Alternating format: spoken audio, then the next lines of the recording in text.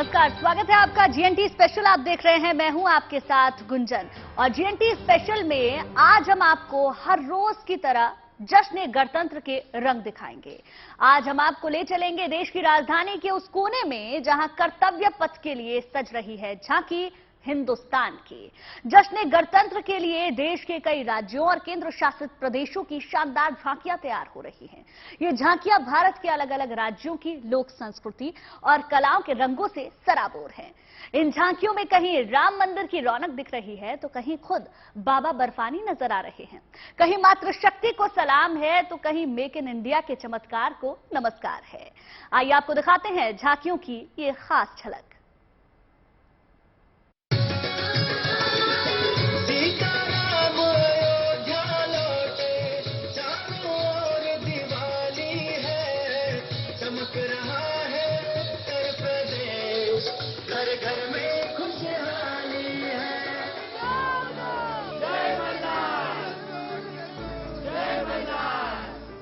बस थोड़ा सा इंतजार, फिर देश के सांस्कृतिक वैभव और ऐतिहासिक धरोहर को खुद में समेटे ये झांकी कर्तव्य पथ पर सजीव हो उठेगी।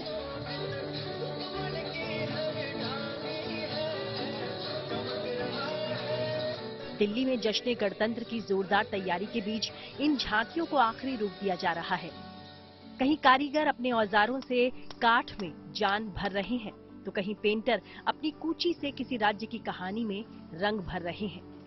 वहीं कलाकार अपने अपने राज्यों की लोक कलाओं को कर्तव्य पथ पर दर्शाने की तैयारियों में पूरे मन और लगन से जुटे हैं। अलग अलग राज्यों और केंद्र शासित प्रदेशों की झांकियों में अब की बार उत्तर प्रदेश की झांकी बेहद खास होने वाली है। अब की बार यूपी की झांकी में सिया राम लखन और बजरंग बली के साथ साथ अयोध्या वाली जगमगाती दीपावली के भी दर्शन होंगे। तो कर्तव्य पथ पर इस बार यूपी की शान देखने वाले, क्योंकि वहां पर राम मंदिर की एक झलक भी आपको नजर आएगी। हमारे साथ है इसी के संयोजक, आपसे जानना चाहेंगे इस बार क्या खास है? मैडम, हमारे यहाँ इस बार अयोध्या दीपोत्सव दर्शाया गया है, जो कि अपने आप में महत्वपूर्ण है। क्योंकि श्री राम जी का मामला है, ऐसे स्थिति में श्री राम जी सबके पूज्य हैं, इसलिए ये महत्वपूर्ण है। देखिए 2017 के बाद जिस तरीके से दीपोत्सव और फिर उसके बाद तमाम रिकॉर्ड्स बने थे, ज्यादा से ज्यादा दीपक जलाने के रिकॉर्ड्स बने थे, उसको यहाँ पर इस पूरी टैब्ल्यू में दर्शाया गया है। मैं शुरुआत से अंत तक अगर कहूँ आपको कि आप इसको एक्सप्लेन कीजिए, क्या कुछ खास है? जी, हमारे झांकी के अग्रभाग में कुलगुरु श्री राम जी के श्री कुलगुरु श्री वशिष्ठ जी को दर्शाया गया है और पीछे श्री रामचंद्र जी पूरे अपने माता सीता जी और भरत लक्ष्मण जी, राम दरबार एक तरीके से। जी, राम दरबार। और हाँ जी, बिल्कुल, राम लक्ष्मण सीता, और इसमें आप हनुमान जी को भी देखेंगे, वो भी आपको पीछे। जी, बिल्कुल। यानी राम मंदिर और राम मंदिर की पूरी तस्वीर आपको कर्तव्य पथ पर नजर आएगी इस बार यूपी के टैब्ल्यू में। यूपी की झांकी में भक्ति की उमंग दिखेगी तो वहीं कर्नाटक की झांकी में नारी शक्ति के रंग दिखेंगे। कर्नाटक की झांकी को इस बार राज्य की उन महिलाओं को समर्पित किया है जिन्होंने कहीं मां, कहीं डॉक्टर तो कहीं प्रकृति की संरक्षक बनकर मानव और मानवता को अलग अलग रूपों में पोषित किया है।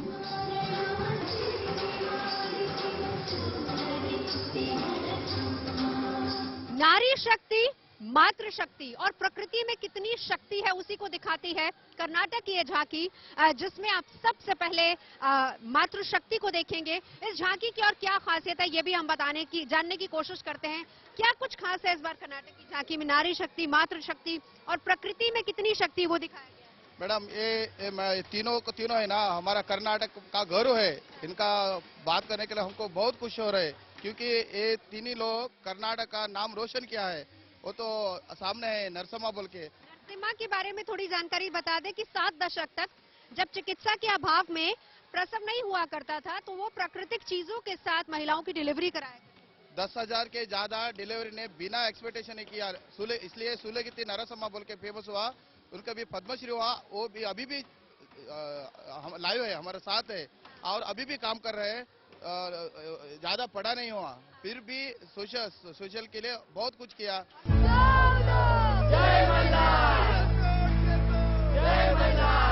नारी शक्ति के इसी वैभव की झलक इस बार महाराष्ट्र की झांकी में भी खूब झलकने वाली है। मैं आपको ले आई हूँ महाराष्ट्र के टैब्ल्यू में और यहाँ का थीम है 3.5 नारी शक्ति। ये पूरी टीम इस वक्त मेरे साथ मौजूद है, बहुत एक्साइटेड हैं राजपथ पर, कर्तव्य पथ पर कदम ताल करने के लिए। तो मैं सबसे पहले आप ही से जानना चाहूंगी, मुझे बताइए कि इस बार का थीम क्या रखा गया है, जो आपका पूरा टैब्ल्यू है इसमें क्या कुछ खास रहेगी? 3.5 शक्तिपीठ, अर्थ बताइए।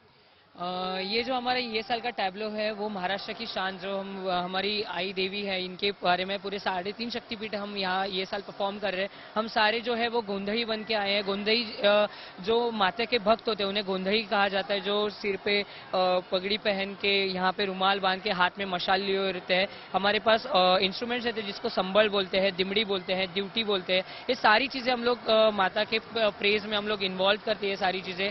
ये बताइए एक्साइटमेंट कितना? बहुत ज़्यादा एक्साइटेड है क्योंकि इस साल की थीम ही बहुत अच्छी है, नारी शक्ति। तो हमारे टीम में और नारियाँ बहुत है, ऊपर से 3.5 शक्तिपीठ जो महाराष्ट्र के सबसे ऊंचे देवत है, जिनको ऑलमोस्ट पूरा महाराष्ट्र में पूरे जग भर से लोग आते हैं उनको प्रेस करने के लिए। तो उसके वजह से एक्साइटमेंट थोड़ा ज़्यादा है। वहीं कश्मीर की झांकी में आपको बाबा बर्फानी के दर्शन हो जाएंगे। इस वक्त मैं मौजूद हूँ जम्मू कश्मीर की उस झांकी पर जो आपको कर्तव्य पथ पर नजर आएगी। धारा 370 हटने के बाद जम्मू कश्मीर कितना बदला है, कितनी चीजों में बदलाव आया है और बदले हुए जम्मू कश्मीर की तस्वीर आपको कैसी नजर आती है। इस बार कर्तव्य पथ पर जब जम्मू कश्मीर की झांकी निकलेगी तो आपको उस बदले हुए जम्मू कश्मीर की तस्वीर भी नजर आएगी, जिसमें ये कहा जा रहा है कि 75 साल में जितना टूरिस्ट फुटफॉल नहीं हुआ वो पिछले दिनों यहाँ पर देखा गया। शुरुआत ट्रैक्टर के ऊपर आप देखेंगे, आपको एक शेर नजर आएगा, उसके दोनों तरफ डियर नजर आएंगी। जम्मू कश्मीर की तमाम वो खासियतें जो उसको खास बनाती, जो उसको जन्नत बनाती, वो भी आपको नजर आएंगी, जिसमें छोटी छोटी मड हट्स भी हैं। इसके अलावा आपको पीकॉक नजर आएंगे, दोनों ही तरफ इस झांकी के लगाए गए हैं। ट्यूलिप गार्डन जिसको देखने के लिए दूर दूर से लोग आते हैं, सबसे ज्यादा टूरिस्ट अगर आते हैं तो वो ट्यूलिप गार्डन देखने के लिए आते हैं, वो आपको नजर आएगा। इसके अलावा आप यहाँ बाबा बर्फानी के दर्शन भी कर सकते हैं। बाबा बर्फानी को भी यहाँ पर चित्रित किया गया है। तो जम्मू कश्मीर की ये वो झांकी है जो कर्तव्य पथ पर देश की शान बढ़ाएगी। उत्तर से लेकर दक्षिण और पूरब से लेकर पश्चिम तक भारत के तमाम राज्यों के रंगों से भरा ये कैनवस जब राजधानी के आंगन में उतरेगा तो दुनिया देखती रह जाएगी।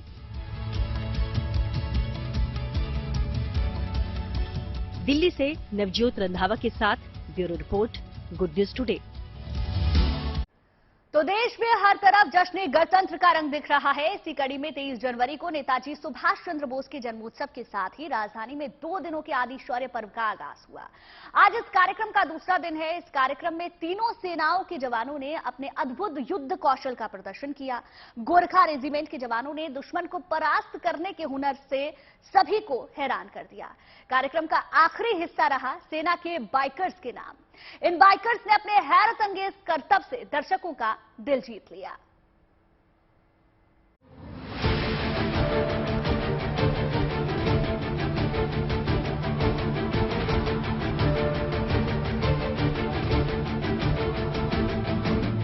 ये हिंद के शौर्य का शंखनाद है।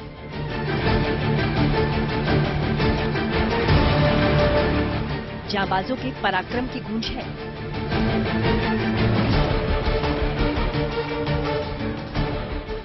देश के वीरों के इस शौर्य और पराक्रम का गवाह बन रहा है दिल्ली का जवाहरलाल नेहरू स्टेडियम। नेताजी सुभाष चंद्र बोस के जन्मोत्सव से शुरू हुए जश्न-ए-गणतंत्र की ये शानदार तस्वीरें आपको गर्व से भर देंगी। पराक्रम दिवस के दिन नेताजी को श्रद्धांजलि देने के साथ ही बेहद धूमधाम से इस उत्सव का आगाज हुआ।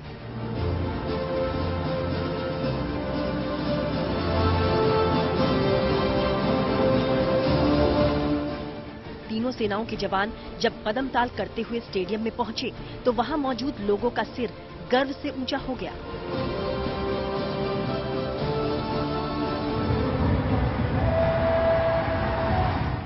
बाइक पर सवार सैनिकों की एंट्री होते ही पूरा स्टेडियम तालियों की गड़गड़ाहट से गूंज उठा।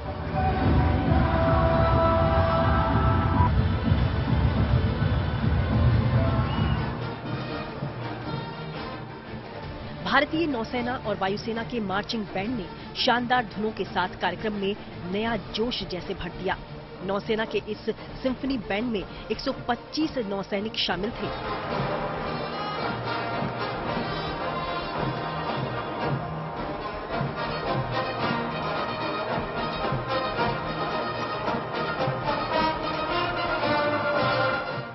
बैंड की परफॉर्मेंस में ड्रम बीट्स का खास इस्तेमाल किया गया।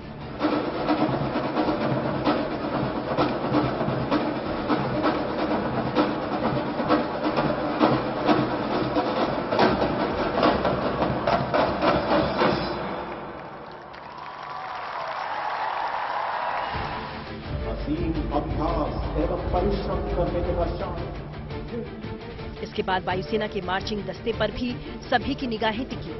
संगीत की धुन पर एयर वॉरियर्स की इस टीम ने कमाल के तालमेल और हुनर का मुजाहिरा किया। कई किलो वजन वाली राइफल थामकर इन जांबाजों ने शानदार करतब दिखाए।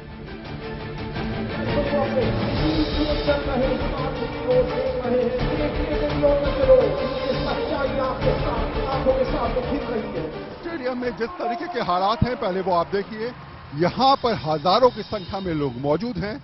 आदि शौर्य यानी कि शौर्य की वो गाथाएं जिनको लोग जानते हैं और सुनना चाहते हैं। हमारी सेनाओं की वो गाथाएं जिसके बारे में लोगों ने अब तक नहीं सुना, उनको सुनाने की प्रक्रिया यहाँ पर देखने को मिल सकती है। लेकिन सबसे पहले जो नजारा आप देख रहे हैं ये है एयर वॉरियर्स की वो टुकड़ी जो अपने प्रदर्शन से सबको उत्साहित करती नजर आ रही है।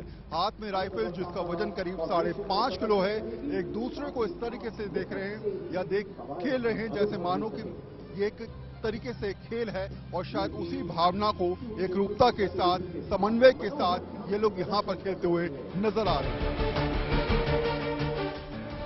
हमें यहाँ पर वायु योद्धाओं की मानसिक एवं शारीरिक क्षमता के बारे में कहने की आवश्यकता है। राइफल पर सैनिकों का कंट्रोल देख स्टेडियम में मौजूद दर्शक हैरान दिखे। राइफल इनके हाथ में खिलौने के समान प्रतीत होती है। वायु सैनिकों के बाद सेना के घुड़सवारों ने अपने हैरतअंगेज करतब दिखाए।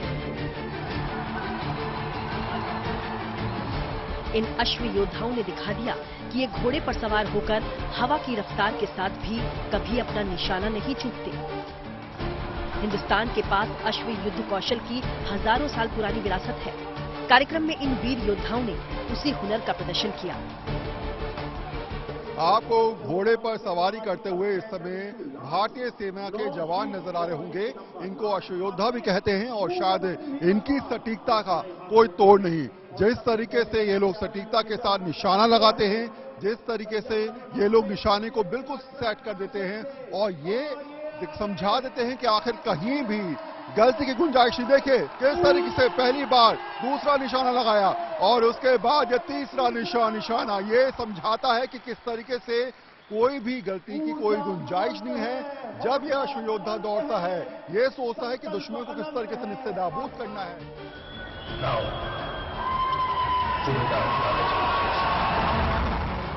इसके बाद मराठा लाइट इन्फेंट्री के जवानों ने जब मलखंभ पर ताकत और संतुलन का अद्भुत प्रदर्शन किया तो देखने वाले दंग रह गए।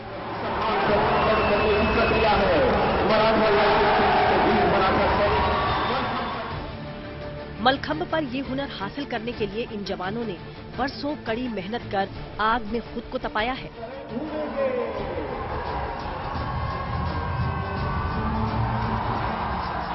भारतीय सेना के जवान यहाँ पर करतब दिखाते हुए नजर आ रहे होंगे। पहली लाइन को देखिए आप, दूसरे मलखंभ ग्रुप को देखिए और महाराष्ट्र रेजिमेंट के तीसरे ग्रुप को आप देखिए। शायद यही वजह है कि एक रूपता के साथ विश्वास जगाते हुए ये समझाते हुए कि चाहे कैसे भी हालात आए हम एक दूसरे के साथ खड़े हुए नजर आ रहे हैं। यही बात तो समझाती है कि युद्ध के मैदान में बड़े ही विपरीत हालात होते हैं। उन विपरीत परिस्थितियों में भरोसा करना बेहद जरूरी है और शायद इन तस्वीरों के माध्यम से विश्वास की, भरोसे की इससे बढ़िया तस्वीर आपको नहीं मिल सकती। मलखंभ के जरिए लगातार नए नए आसन दिखाकर, नए नए करतब दिखाकर ये समझाने का प्रयास कर रहे हैं कि हम सब साथ में हैं। अगर युद्ध के मैदान में हालात खराब होते हैं तो भरोसा हमारा इतना एक दूसरे पर है कि हम किसी भी परिस्थिति से लड़ने के लिए तैयार हैं।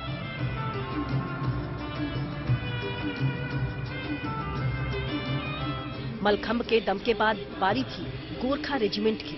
हाथों में खुकरी लिए इन जवानों ने लोकगीत की धुन पर अपने युद्ध कौशल का प्रमाण दिया। अगर मुकाबला आमने सामने हो जाए तो हिंदुस्तान के ये लड़ाके किसी भी दुश्मन को पलक झपकते परास्त कर सकते हैं। गोरखा रेजिमेंट के बाद सिख योद्धाओं ने अपने बेमिसाल रण कौशल का लोहा मनवाया। आंखों पर पट्टी बांधकर जब इस योद्धा ने सटीक निशाना लगाया तो ये नजारा देख लोग हैरत में पड़ गए। सिख योद्धाओं के बाद कलियरी पट्टू का कौशल दिखाने वाले जाबाजों की बारी थी। कार्यक्रम का आखिरी हिस्सा सेना के बाइकर्स के नाम था। सेना के इन जवानों ने बाइक पर अद्भुत संतुलन दिखाया। इन जवानों के हैरत अंगेज करतब देख स्टेडियम में मौजूद दर्शक रोमांच से भर गए। पराक्रम के इस उत्सव से भारत के जाबाजों ने जश्न गणतंत्र को और भी खास बना दिया। दिल्ली से वरुण सिन्हा के साथ bureau report, good news today.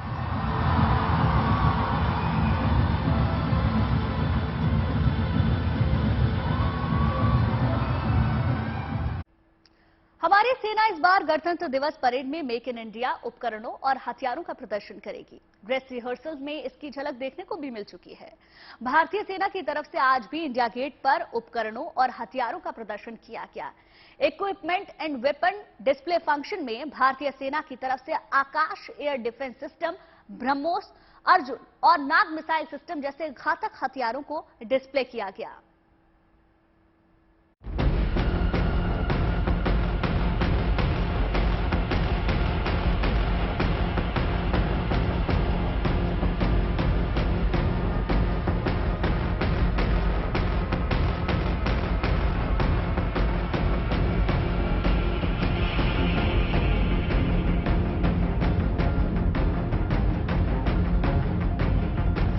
देश भर में 74वें गणतंत्र दिवस की तैयारियां शुरू है, लेकिन अगर किसी भी परेड की बात की जाए, किसी भी गणतंत्र दिवस की परेड की बात की जाए तो उसमें हाईलाइट होती है इक्विपमेंट, यानी कि थल सेना, वायुसेना और नौसेना क्या क्या इक्विपमेंट, किन किन हथियारों को डिस्प्ले करेगी, ये हमेशा हाईलाइट रहता है और सबसे ज्यादा दिलचस्प भी।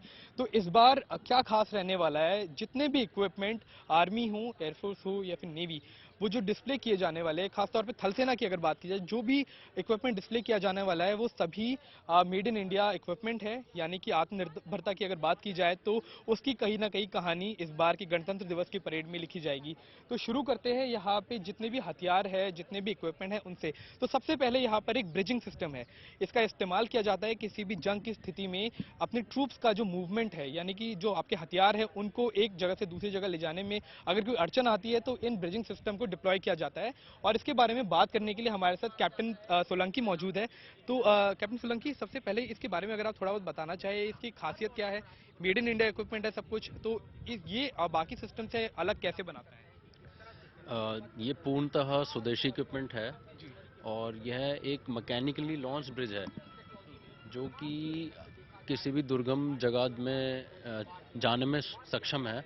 और साथ ही आपके सामने कोई भी बाधा है, मान लिया कोई नदी है या कोई कैनाल है या कोई डिच है, तो चंद ही मिनटों में हम इसको लॉन्च करके उसके पार एक ब्रिज ले कर सकते हैं, जिसके पार फिर आप अपना इक्विपमेंट इंडक्ट कर सकते हैं। चाहे वो टैंक हो, क्या इस पर टैंक भी जा सकते हैं? जी, इसके ऊपर से टैंक, बीएमपीज या अन्य व्हीकल सब कुछ जा सकता है, यानी कि कोई अड़चन सामने नहीं आएगी।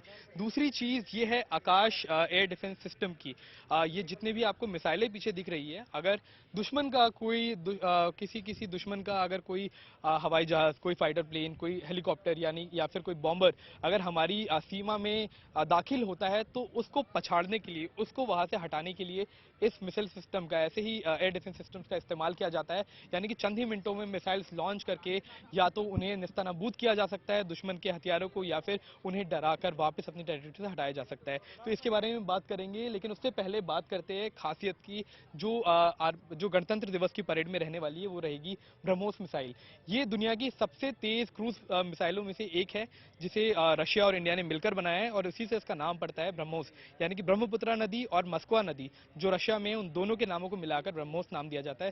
तो लेफ्टिनेंट काला, काफी गर्व महसूस हो रहा होगा आपको, इतनी हाईटेक टेक्नोलॉजी को आप रिप्रेजेंट करेंगे काफी यंग एज पर। जी, ये मेरे लिए, मेरे रेजिमेंट के लिए, मेरे परिवार के लिए एक बहुत ही गौरवशाली पल होगा जब कर्तव्य पथ पर मैं इसका as a contingent commander parade में हिस्सा लूंगा। तो इसकी कुछ खासियत के बारे में अगर आप बताना चाहें, बाकी दुनिया में जो मिसाइल्स होती है उसके मुकाबले कितनी रफ्तार इसकी है? देखिए, पहले भारतीय होने के नाते एक आधुनिक मिसाइल टेक्नोलॉजी में इस प्रकार की मिसाइल का हमारे देश के पास होना हमारे लिए पहले वही गौरव की बात है। उसके बाद ये सबसे पहले विश्व की सबसे फास्ट सुपरसोनिक क्रूज मिसाइल में से आती है। इसकी काबिलियत कि ये दुश्मन के डीप डेप्थ एरियाज में पिन पॉइंट एक्यूरेसी से टारगेट्स को डिस्ट्रॉय कर सकती है। साथ ही इसका मोबाइल होना, अपने आप में पर्याप्त और सेल्फ सस्टेन्ड होना इसकी काबिलियत में और इजाफा करता है। तो ब्रह्मोस मिसाइल के बारे में हमने बात की, अब चलते हैं अर्जुन मेन बैटल टैंक की तरफ। ये भारतीय टैंक है, एक मेन बैटल टैंक यानी कि मुख्य तौर पे इस्तेमाल किया जाने वाला टैंक है, और इसके बारे में बात करने के लिए हमारे साथ मौजूद है कैप्टन सिंह। तो कैप्टन सिंह, कांग्रेचुलेशंस, काफी गर्व का पल है आपके लिए, हमारे देश की टेक्नोलॉजी, आप इसके कंटिजेंट कमांडर होंगे। जी बिल्कुल। क्या कहना चाहते हैं इसके बारे में, क्या खासियत है इस टैंक की? पहले तो ये मेरे लिए बहुत गर्व की बात है, और मेरे अलावा मेरे क्रू जो मेरे साथ जो मेरे रेजिमेंट से आए हैं क्रू, उनके लिए भी बहुत ही गौरव का पल है कि हम अपने रेजिमेंट को रिप्रेजेंट करेंगे अपने टैंक पे माउंट होके। तो मैं बहुत लुक फॉरवर्ड कर रहा हूँ कर्तव्य पथ पे अपने टैंक को लेकर। जी, मेरा टैंक पिछले साल भी रिपब्लिक डे पे कर्तव्य पथ पे चला था, बट मेरे लिए ये पहली बार ये सौभाग्य मुझे प्राप्त हुआ है। कितने महीनों से ट्रेनिंग चल रही है आपकी? हमें 2 महीने से ज़्यादा हो गया अपने इक्विपमेंट की मेंटेनेंस और उसकी प्रैक्टिस के लिए। जी, तो पूरी तरह से तैयारी हो चुकी है? जी बिल्कुल। धन्यवाद। बाकी यहाँ पर और भी इक्विपमेंट लगाया गया है। ये है नाग मिसाइल सिस्टम, जो कि दुनिया के सबसे आधुनिक मिसाइल सिस्टम्स में से एक है, और उनके कंटिजेंट कमांडर यहाँ पर ऑफिसर भी मौजूद है। उसके अलावा यहाँ पर जो जो हथियार लगाए गए हैं उसमें K9 बजरा हावित्जर है, BMPs यहाँ पर है। तो एक तरह से बात की जाए सस्टेनेबिलिटी की, तो आर्मी को, किसी भी थल सेना को किसी वॉरफेयर सिचुएशन में जिस किसी भी इक्विपमेंट की जरूरत पड़ सकती है वो सभी यहाँ पर स्वदेशी तौर पे बनाया गया है। मेक इन इंडिया हमारे पास की टेक्नोलॉजी है और उसको भारत में ही बनाया गया है, यानी कि हमें किसी और के ऊपर निर्भर होने की जरूरत नहीं है। तो GNT स्पेशल में आज के लिए बस इतना ही। तमाम देश और दुनिया की अच्छी खबरों के लिए देखते रहिए गुड न्यूज टुडे।